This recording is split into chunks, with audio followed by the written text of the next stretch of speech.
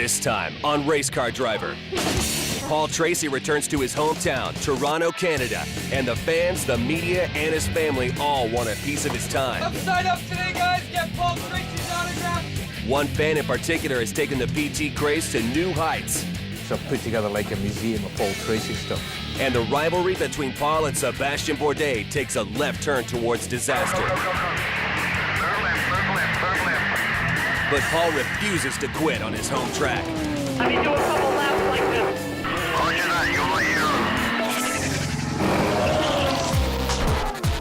this. 750 horses under the hood, Champ cars are fast, furious, and on the edge. And so are the men who drive them. I couldn't have given him any more room.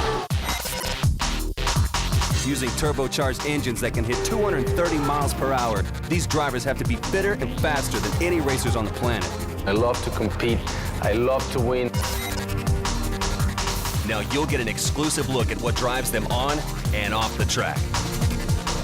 More so than money, it really comes down to pride. And one team's quest, pushing the limits in hopes of winning the championship.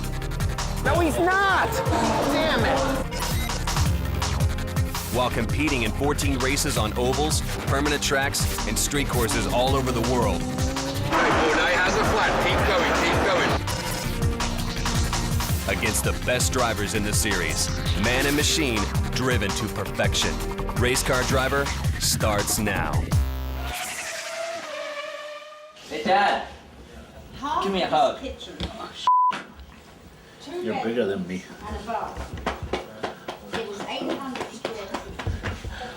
My father is quite a piece of work. He's always been the exact same. All the stories, rambling stories, I've heard them all, a million times. The world was built by uneducated and illiterate people, and they've done a damn good job. And then they hand it over to the educated people who screwed it up. He's a piece of work, is what he is. Oh, you got pictures. Ooh. Oh, but they're old. Really. All pictures are good. Oh my God. Here he is as a baby. Paul in the bath. That's funny. Where's Patty? She's looking at old pictures of you. I think that was when he had hair, yeah. Oh. My God, how old is he there? 16. He looks so young. Looks like you. Looks like here. He was young. Yeah, he looks like CJ, yeah. Does he?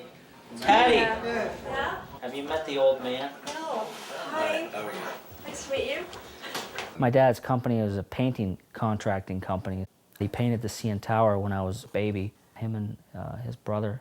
I remember when I was in like grade 3, my dad took our whole class on like a field trip, and he got like some special passes to show us all the stuff that you can't get to see, all the back routes and the service elevators and all that kind of stuff, which I still remember that. That was pretty cool. Here we are at the CN Tower. Pretty high, 1,800 feet up there. Yeah, I moved here in 1966. Paul was born 68. He's always lived here. Paul loves it here. That's why he just loves coming back to race here.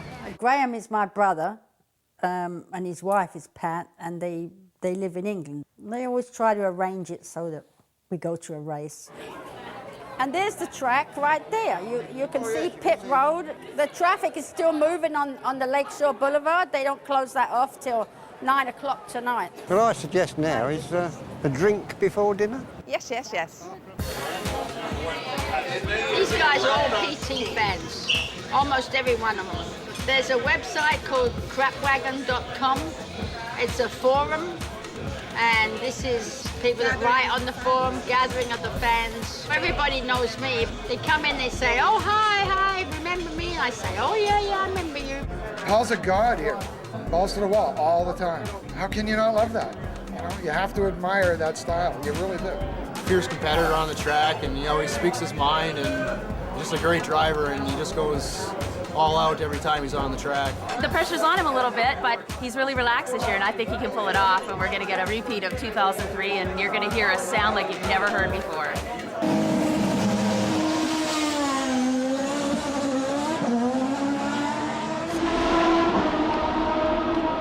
The car was a lot better through here. It's immediately quicker through here.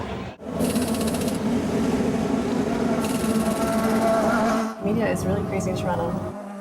Toronto, Vancouver, anywhere in Canada, the media is crazy. Hey, Patty, you seen the paper today? It's gonna look like a mirror. What do you think about that? He's famous. Look, you're a star. Picture in the paper. Oh my God, they can get that close up, it's scary. There's a million cameras down there in the pits. You never know who they're pointing at. So don't be picking your nose or anything down there.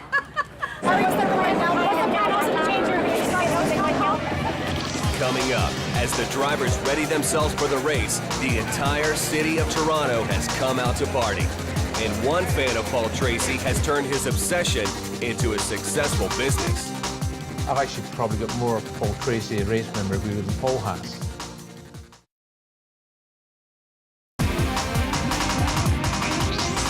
Paul Tracy in Toronto, there's media everywhere, cameras everywhere. It's a big race. Paul's hometown race. Paul's mom lives in Toronto. He has a lot of family. A bunch of friends have flown into town. You sort of hope that it doesn't distract him. Come sign up today, guys. Get Paul Tracy's autograph on a t-shirt. Any place there that you think that adding some rear spring is going to hurt you. If not, you should try it. Let's try it. I love Toronto. It's a great city. I love the atmosphere. I love the Canadian people. They're so nice and so enthusiastic.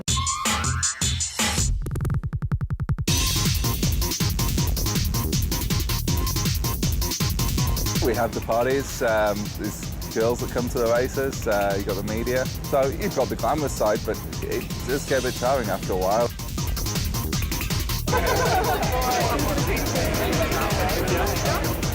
And being Paul Tracy's teammate makes it more fun because there's more people cheering for me as well. When I got to Canada to immigration, the immigration officer was, okay, what are you here for? And then I said, well, I come for the race. Are you driving? I said, yeah, I'm Paul Tracy's teammate. Oh, all smiles, come right in, anything you need. So that was nice.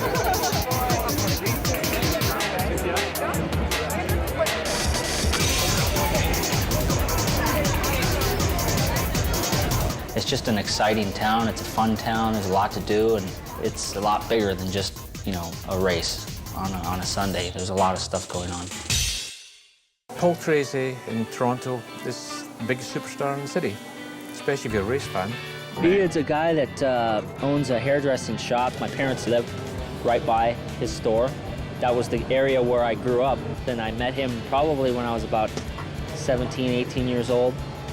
He used to cut my hair. I guess he couldn't find a good hairdresser in Vegas, so he had to start shaving it. That's my excuse.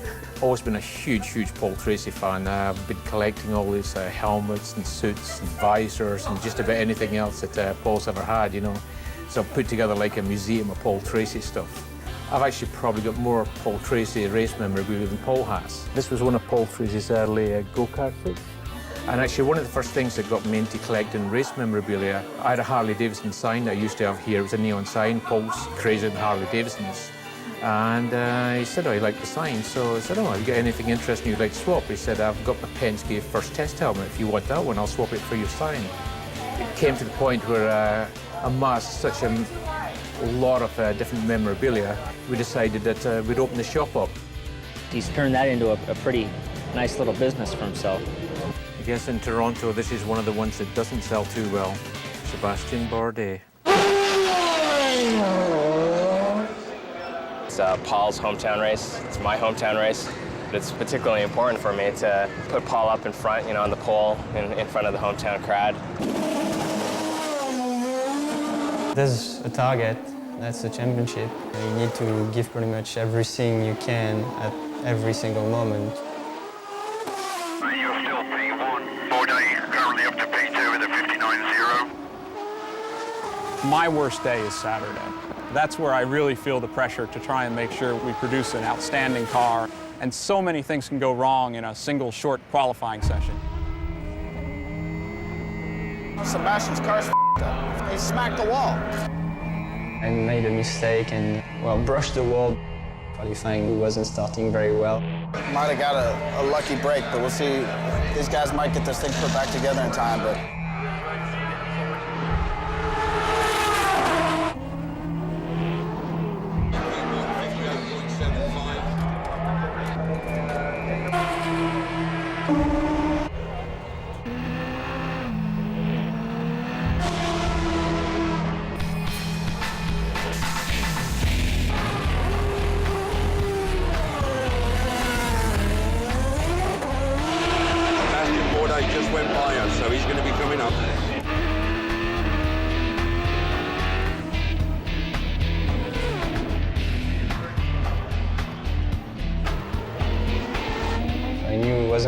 perfect. I just threw it all on the racetrack, and I just took the best out of what I had and got the pole position. I was really surprised that we got it. Everything all right with the 21 part? I completely screwed me. Well, I'm just asking because I'm getting his bike control and pit lane. It's not okay. All right. I'll just let him know that. What's going through your mind right now, Paul? I'm pretty disappointed in D'Amato. Thing with Cristiano, he held me up in qualifying. What did he do? He just back up? He just was going slow that lap. I was catching him. I'm up. 3 tenths. Almost 2 tenths. Catching him to 6 and he gasses it and won't let me by. It's disappointing that, a former champion can act like that, but, the officials were here. They know what was going on. They saw it, and I guess they'll address it. So. How do you get your head back into the game? My head's in the game. I'm ready to go for tomorrow. There's just down on the front row. He's a racer. He wants to put the hammer down. He wants to go as fast as he can. We can still win. We can win from the back. We don't have to be on pole. Next up, Jimmy Vasser has strong words for PT after the incident with Cristiano D'Amato. You just should hold it for the trailer, man. You don't have to bust him out in the paper like that. And a run-in with Sebastian has Paul fighting to keep his car on the track. Tracy staying on the racetrack with half a front wing.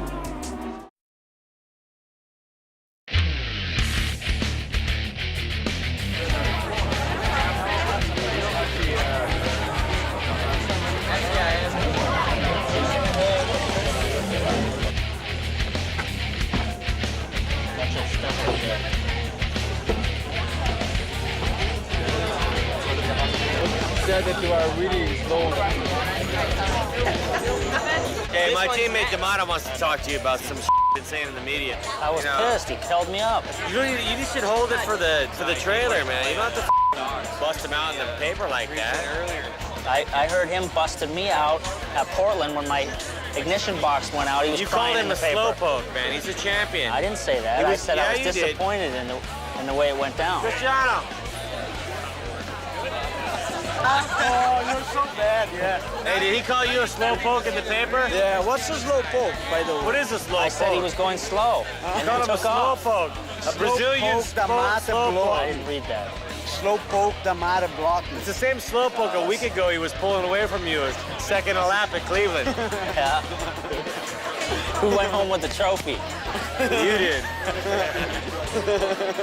Don't be slagging out my teammate in the press anymore, man. Tony Tracy. Jimmy, have a good race. All right, you too. Have fun. It's good.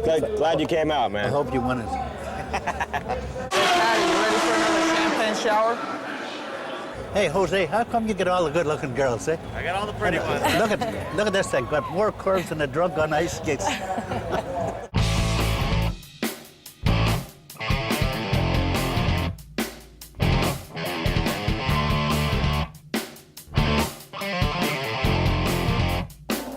Tracy and Bourdais to the starting line. Tracy is right behind Bourdais. I made a good start, and I was right on Bourdais, and my goal was to stay right on his gearbox and wait for the first pit stop since I couldn't get by him on the track. We pulled the lead, and then I caught traffic, and PT caught up with us and was right there at the pit stop. Race leader Bourdais makes his first stop on lap 34. Be ready for anything. Keep your visor down and be ready to go.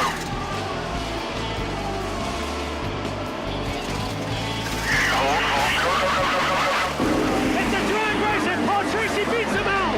Oh, no, he doesn't. Hey! Knocks part of the wing off Tracy's car. Contact. Bit this lap. Okay, guys, get the nose ready. Get it. Move. He had him. He had him right there. He just... Oh, Hey, Bourdais has a flat. Keep going. Bourdais has a flat. You think you can drive it the rest of the way with him? Something like that? Let me do a couple laps like this. Let me do a couple of laps. Roger that. You're my hero. I'm not about to pull in the pits and give away a win if I don't have to. Paul Tracy with half the car is just flying here. I'd rather try to go down swinging. That's the second time this season that Bourdais and Tracy have tangled on the racetrack fighting for the lead. I thought, well, he lost his front wing, I had the flat, so we're kind of even, but no, because then he keeps running and, you know, he's leading the race. And I was like, damn it, you know, he's going to still win the race without the wing. Quiet, they're not going to do anything. Well, they're going to do their figures, okay? They're going to hear from me about that, okay? I'm not blind. This is an impressive performance here by Paul Tracy.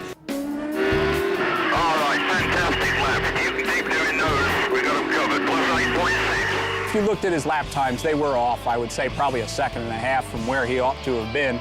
And probably the embarrassment in that for everybody else is that while Paul had slowed down, nobody else was going as quick as him still. Just after the break, half a wing, a 9-second lead, and no other driver can catch him. This race is in the bag. No, damn it! That's just what it boils down to. They screwed him.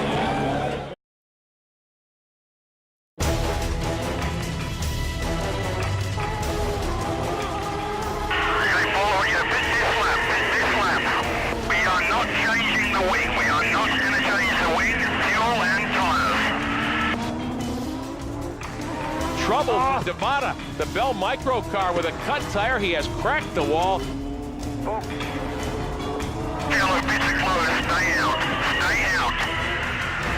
out of fuel. Okay, if it's out, come on in. Are you out? Okay. Okay, just try and keep it going.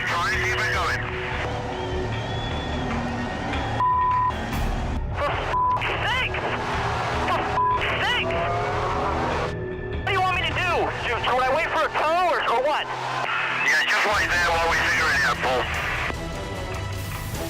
Could you guys run me out of fuel? No, damn it! They run out of gas! He's getting out, that's it. That's the end of that race.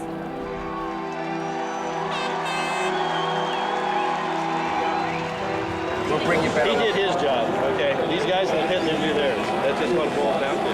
They screwed him. Seems to be handling the car real well with half a wing. What was it like? You know, I had to do what I had to do, and that was to try to maintain the lead, and we were able to maintain it. You know, it's just a shame that the car ran out of fuel. We need to find out why it ran out of fuel.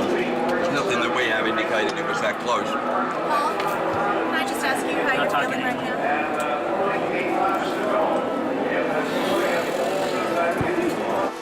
We let him down. I mean, there's no really two ways about it. We just cut it way too close, and it cost us big. I mean, we really cost us big this time.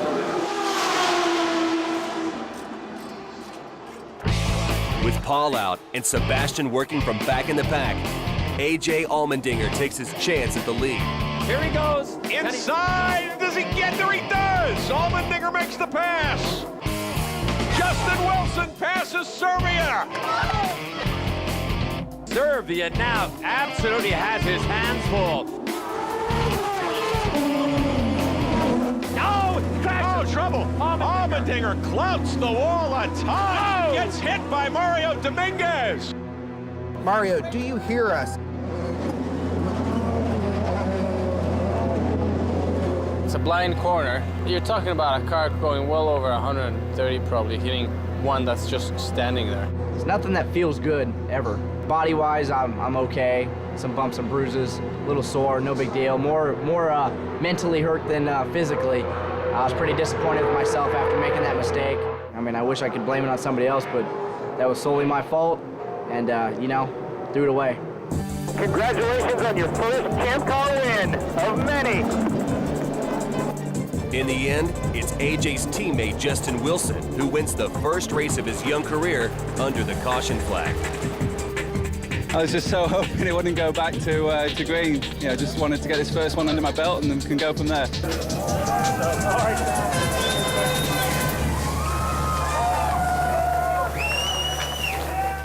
That's the one thing we're going to sort out. You know. Oh, I guarantee you we're going to sort it out. Because I mean, there is no. I mean, in the whole gamut of everything that can possibly go wrong in a motor race, the one thing that I cannot deal with is running out of fuel. And I hear you, Neil. Like, certainly the years I did this, it never happened, you know? Just long. A race driver lives his life weekend to weekend, and whatever happens that weekend good or bad, can be the greatest weekend of your life or the worst weekend of your life.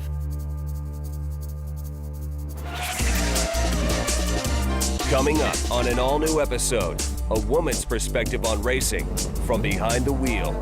Katherine Legge is out to become the next champion race car driver. Can she go the distance? You're not going to sacrifice the whole racetrack just for one track, one corner. Just figure out how to deal with it there. How long it takes me to get there, I don't know. I really need to just prove that I get there on merit, not because I'm a girl.